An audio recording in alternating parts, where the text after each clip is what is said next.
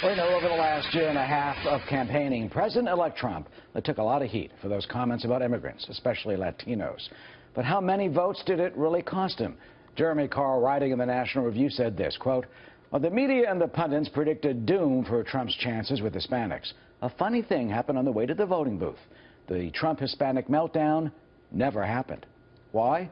Mercedes Schlapp joins us. She campaigned for then the presidential nominee Donald Trump during the election and is a former White House spokesperson for Spanish-language media under President George W. Bush and a Fox News contributor. So Mercedes, we all remember, you know, rapists, murderers, drug dealers.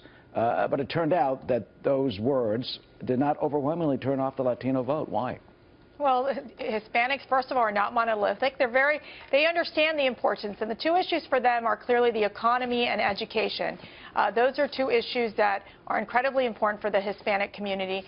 I think that obviously when it comes to the issue of immigration, you know, it still is something that is very important for the community, that they want to see resolution in the future. But I have to say, when you look at what the Trump team and really the RNC, that Hispanic coalitions team led by Jenny Corn, and Helen Aguirre Ferrer, they were the ones who really were able to talk to Hispanics across in these battleground states and hone in on, for example, reaching out to Hispanic evangelicals, a key constituency in the Hispanic voter, as well as in Florida. One of the key constituencies there were the Cuban Americans, where you had over 54% vote for Donald Trump because many of them disagreed with Obama's positioning on basically on Cuba policy. Yeah, you know, Mercedes, let's look at the polls for a second. What's surprising is she fell from last time the way President Obama did, and he improved.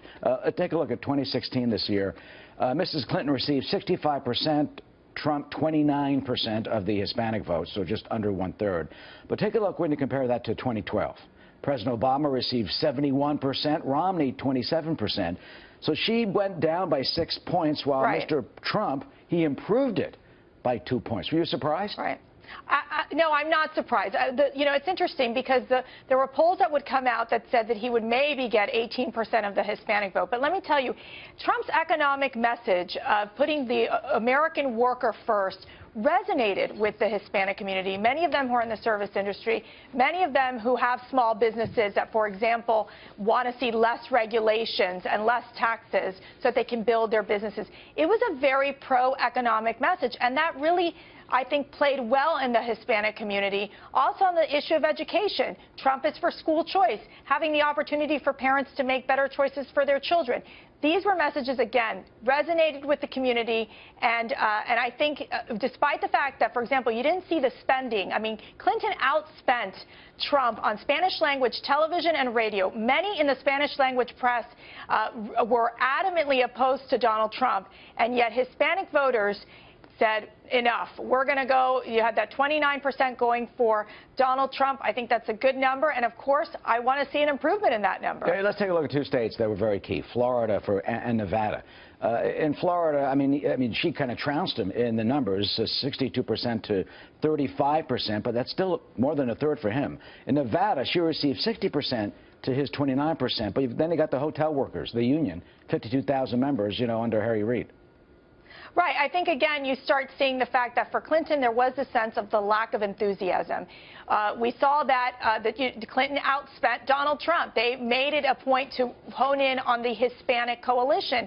And I think that the numbers obviously reflect that the enthusiasm was not there for Clinton. I can tell you just anecdotally in Florida, time and time again, you would talk to, you know, individuals on the street that would basically say, I'm voting for Donald Trump. Many of these Cuban-American millennials who basically said, I'm backing Donald Trump. They like the economic message. And a lot of folks thought that wasn't going to happen because the older generation from Cuba, for example, is would have been more conservative. Finally, sorry to interrupt you, but deportations. If he increases the deportations, will that hurt the Latino community? And keep in mind that President Obama, his administration, has deported about 1.5 million or so since he first took office, according to Pew, and his administration. Record number this year, actually more non-criminals than criminals, according to Pew. Well, I think when you notice that where Donald Trump is focusing his priority, it's clearly on deporting criminal illegal aliens.